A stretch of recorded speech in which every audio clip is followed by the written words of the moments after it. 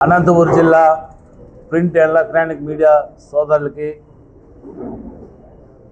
దక్షిణ భారతదేశ బీసీ సంక్షేమ సంఘానికి అధ్యక్షుడిగా ఉన్నాను. నా పేరు జబ్బల శ్రీనివాసులు. అదేవిధంగా ఆంధ్రప్రదేశ్ పూర్వ సంఘానికి రాష్ట్ర అధ్యక్షుడిగా గత 8 సంవత్సరాల నుంచి సేవలు అందిస్తున్నాను. అదేవిధంగా ఏపీ షెపర్డ్ ఇండియా ఇంటర్నేషనల్కి ఆంధ్రప్రదేశ్ అధ్యక్షుడిగా 5 సంవత్సరాల నుంచి సేవలు అందిస్తున్నాను. ఈరోజు సోదరుల పత్రికా విలేకరుల ముఖ్య సమావేశం. దేశంలో 50% పైన అంటే 70 కోట్ల మంది పైన బీసీలం ఉన్నాం. గత ప్రభుత్వాలు 78 సంవత్సరాల నుంచి విస్మరిస్తున్న ఇప్పుడున్న రాజకీయ పార్టీలు కేంద్రంలో కానీ రాష్ట్రంలో కానీ మా బీసీలని గుర్తించి గౌరవించి గత ప్రభుత్వంలో వైఎస్ఆర్ ప్రభుత్వంలో కానీ బీసీలకు ఒక రకమైన న్యాయం జరిగింది. ప్రస్తుతం ఎన్డీఏ కూటమిలో కానీ బీసీలకు సమర్థవంతంగా జరుగుతుంది. ఇదే స్ఫూర్తితో మనకు చట్టసభల్లో రిజర్వేషన్ కావాలా నెంబర్ 1. నెంబర్ 2, బీసీల జనగణాంకాలు 2011లో జరిగినాయి. దాని తర్వాత జనగణాంకాలు బీసీ సంఘాలు మేము గొంతు దించుకొని అరుస్తున్నా ఎవరూ పట్టించుకోరు. గతంలో 4 సంవత్సరాల నుంచి ఢిల్లీలో జంతర్ మంతర్ దగ్గర బీసీలకి చట్టసభల్లో ఎస్సీ ఎస్టీ సోదరులకు ఏ విధంగా రాజకీయ అవకాశం కల్పించినారో లోకల్ బాడీస్లో ఆంధ్రప్రదేశ్ రాష్ట్రం కానీ తెలంగాణ రాష్ట్రం కానీ లోకల్ బాడీస్లో కల్పించింది. అదే దీనికి ఎంపీ ఎమ్మెల్యే ఎలక్షన్లు ఎమ్మెల్సీ ఎలక్షన్లో రిజర్వేషన్ ఖచ్చితంగా బీసీ సోదరులు కావాలని మా ప్రధాన డిమాండ్. దీంతోపాటు అనేక రాష్ట్రాల్లో బీసీల గురించి బడ్జెట్లో గొప్పగా ప్రకటిస్తున్నారు, స్వాగతిస్తున్నాం. కేంద్రం కానీ ఇంతమంది 70 కోట్ల మంది పైన మేము బీసీ సోదరులు ఉంటే కనీసం బీసీ బడ్జెట్ లేదు, బీసీ శాఖ లేదు. కాబట్టి మేము ప్రధానంగా గౌరవ ప్రధానమంత్రి గారు 3వ టర్మ్ అయినారు. ఎప్పుడో నెహ్రూ గారి తర్వాత కంటిన్యూషన్గా 3 సార్లు అయినారు, ఒక బీసీ ముద్దుబిడ్డ. అదేవిధంగా 23 బీసీల మంత్రులు ఉన్నారు, కేంద్ర మంత్రులు ఉన్నారు, స్వాగతిస్తున్నాం.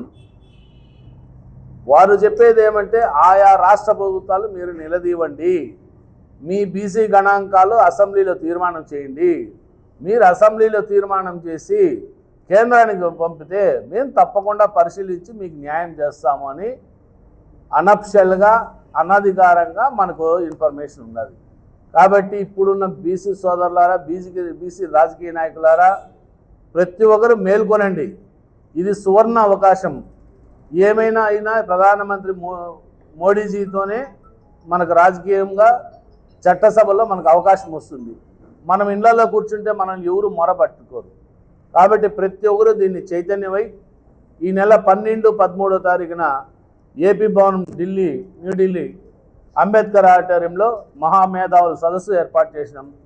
దక్షిణ భారతదేశం నుంచి అన్ని రాజకీయ పార్టీ నాయకుల్ని, అన్ని రాజకీయ పార్టీ ఎంపీలని ఆహ్వానించినాం.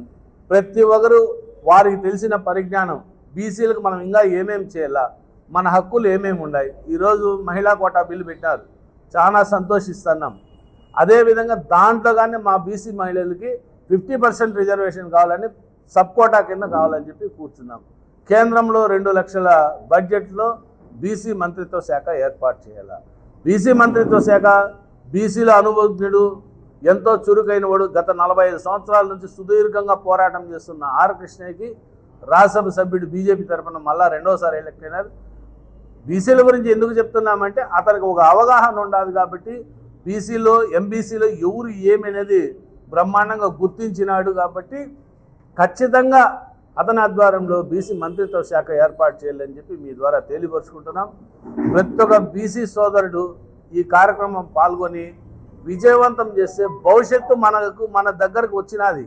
ఇప్పుడు మనము అజాగ్రత్త యామారుపాటు చేసినామంటే భవిష్యత్తులో మనల్ని ఎవరు ఆదరించరు.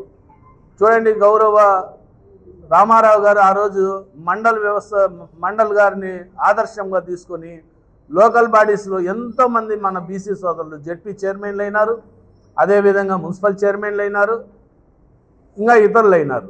ఈ మధ్య కాలంలో వైఎస్ రాజశేఖర రెడ్డి గారు మైనార్టీ సోదరులను కానీ బీసీలో కలిపినారు.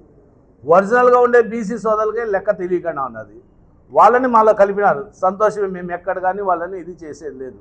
మా రిజర్వేషన్ వాళ్ళు 10% మాలో యాడ్ అయినప్పుడు మాకు 10% రిజర్వేషన్ పెరగాల.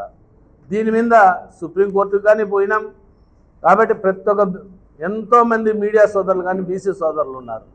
మీరు కానీ చైతన్యం తెచ్చి ఈ బీసీది ఇప్పుడు కాకపోతే ఇంక ఎప్పటికీ రాదు. చూడండి, గతంలో 2019 నుంచి 2024 వరకు వైఎస్ఆర్ ప్రభుత్వంలో బీసీలకు ఇక్కడే ఈ జిల్లాలోని ఎంపీలు అవకాశం కల్పించినారు. ప్రజెంట్ గుర్తించి చంద్రబాబు నాయుడు గారు తన ఎన్డీఏ కూటమిలో హిందూపూర్ పార్లమెంట్ సభ్యుడు కానీ, అనంతపూర్ పార్లమెంట్ సభ్యుడు కానీ, అదేవిధంగా కర్నూలు పార్లమెంట్ సభ్యుడు కానీ ముగ్గురికి బీసీలకు అవకాశం ఇచ్చినారు. ముగ్గురు బంపర్ మెజార్టీతో గెలిచినారు. అంటే యూనిటీ అనేది వస్తాండదు బీసీ సోదరులు కానీ మీడియా వాళ్ళు కానీ ఇంకోరు కానీ దీన్ని మరింత చైతన్యం పరిచి ముందుకు తీసుకొని పోతే చాలా చాలా చాలా బాగుంటుందని. మరీ ముఖ్యంగా ఆంధ్రప్రదేశ్లో ఇప్పుడు అసెంబ్లీ సమావేశాలు జరుగుతున్నాయి. ఈ అసెంబ్లీ సమావేశాల్లో ప్రతి ఒక్క బీసీ ఎమ్మెల్యే, బీసీ ఎమ్మెల్సీ, చట్టసభలో ఎవరెవరు ఉన్నారో కార్పొరేషన్ చైర్మన్లు కానీ, మేయర్లు కానీ, ఎవరన్నా ఉన్నా కానీ పార్టీలకు అతీతంగా ఇది మాకు హక్కు, మా హక్కు కోసం మీరు మాకు సహకరించండి. మీరు పెద్దన్నలు, మేము మీ చిన్నన్నలు. అంటే భారతమాతకు ముద్దు బిడ్డలం. అగ్రకులాలు ఒక బిడ్డ అయితే బీసీలు మనం ఒక బిడ్డలం. కాబట్టి మేము చిన్న బిడ్డలుగా ఉన్నాం, మా హక్కు మాకు ఇవ్వండి అని చెప్పి న్యాయపరంగా మేము అడుగుతున్నాం.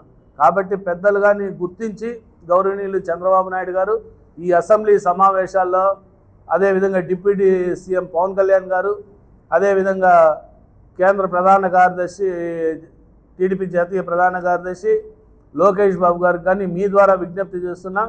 ఈసారి మీరు బీసీలకు చక్కగా న్యాయం చేసినారు.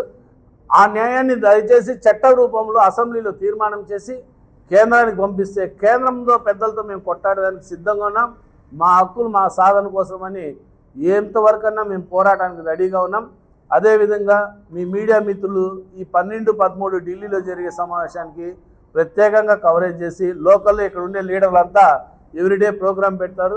సహకరించి మాకు అవకాశాన్ని, మరింత బీసీ ఉద్యమాన్ని మీ ద్వారా ఉధృతం చేయాలని చెప్పి కోరుకుంటూ తెలియజేసుకుంటూ ఈ అవకాశం ఇచ్చిన ప్రెస్ క్లబ్ అనంతపూర్ జిల్లా వాళ్ళకి, మీడియా మిత్రులకి, సోదరులకు ప్రత్యేకంగా ధన్యవాదాలు. జై బీసీ.